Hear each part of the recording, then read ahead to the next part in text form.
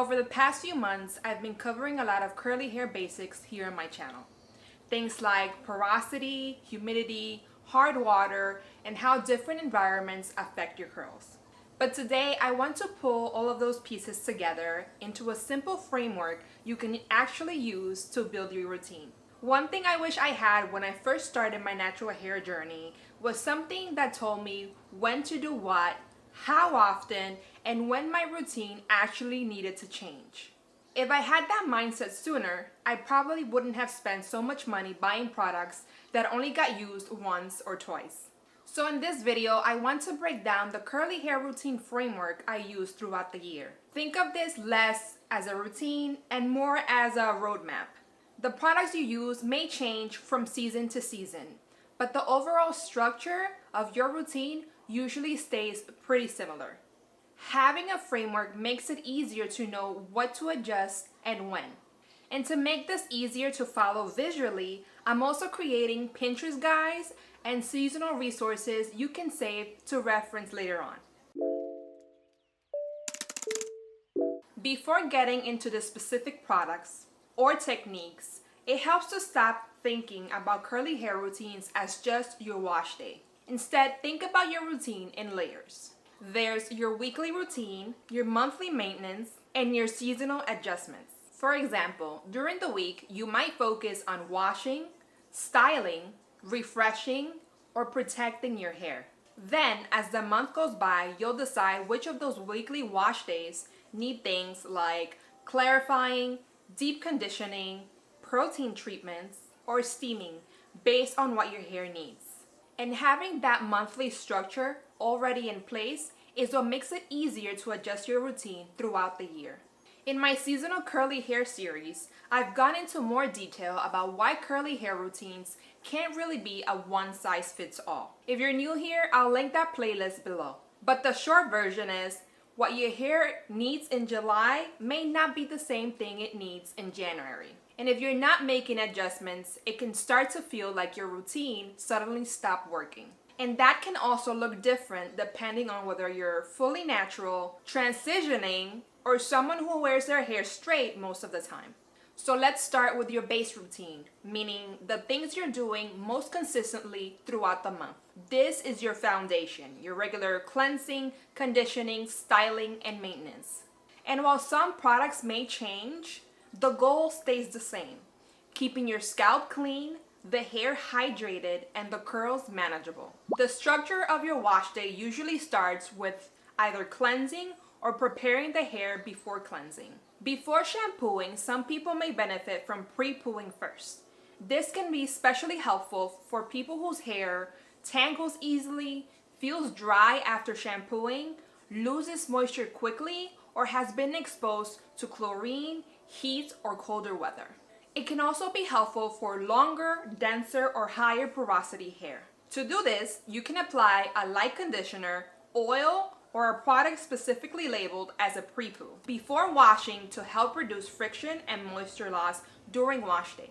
If your hair is lower porosity or gets weighted down easily, you may prefer a lighter product for this step. And if your hair is very dense or prone to tangling, working in sections and using a detangling product like the African Pride pre-shampoo can make the process much easier. Once you've cleansed the hair and scalp, which for most people usually means shampooing one or more times depending on buildup, the next focus is moisture and manageability. This is where conditioning, detangling, deep conditioning, and sometimes steaming start to come in. Conditioner helps restore moisture after cleansing and gives the hair slip for detangling. For some people, a regular conditioner may be enough for most wash days, especially if the hair feels balanced and manageable overall. If you regularly deep condition, it can be tempting to skip your regular rinse out conditioner. But it still plays an important role within your routine. Deep conditioners and hair masks are usually meant to provide more intensive support, while your regular conditioner helps restore moisture, improve manageability, and prepare the hair for the rest of your routine. So even if you deep condition every wash day, that doesn't necessarily mean your regular conditioner should be skipped. But if your hair starts feeling dry, rough, hard to detangle, or more difficult to manage, that may be a sign your hair needs additional moisture support. And that's where deep conditioning can become more important within your routine. Having a deep conditioning rotation can be a helpful way to avoid leaning too heavily towards either moisture or protein. Exactly what that rotation looks like will depend on your hair, your environment, and what your hair is exposed to.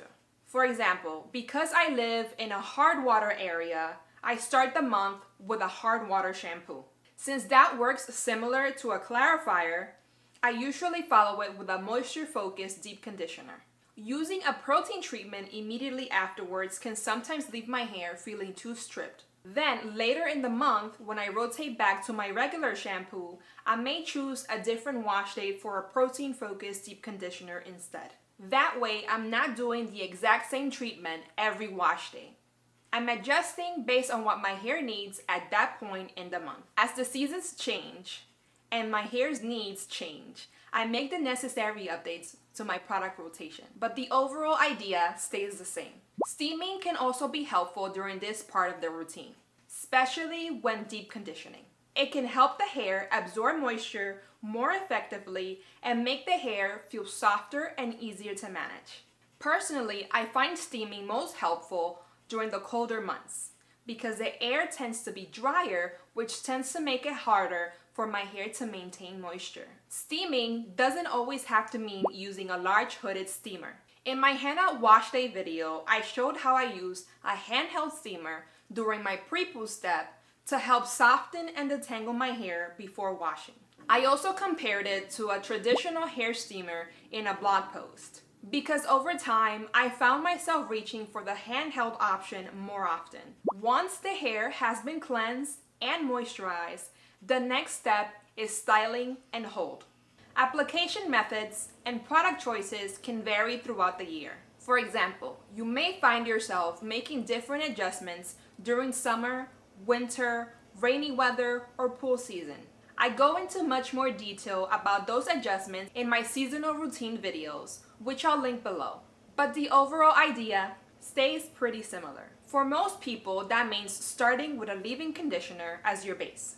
Then building from there with products like creams, mousses, or gels, depending on the results you're trying to achieve. And while a lot of people focus on moisture, sometimes the issue is actually hold. One thing I've noticed since rebuilding my routine after my big chop is that having a structure like this makes it much easier to get your hair back on track. Before, I wasn't really paying attention to how things like weather, hard water, or seasonal changes were affecting my hair. And there were times when it honestly felt like my hair was falling apart.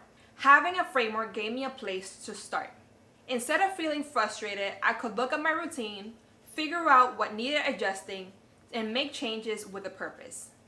If you'd like a visual reference to go along with this video, I have free guides on my blog along with Pinterest resources that you can save and refer back to when you're building your own routine.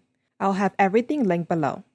And if you're currently struggling to build a routine that works for you, let me know in the comments. I'd love to hear what part of your routine you're having the hardest time with.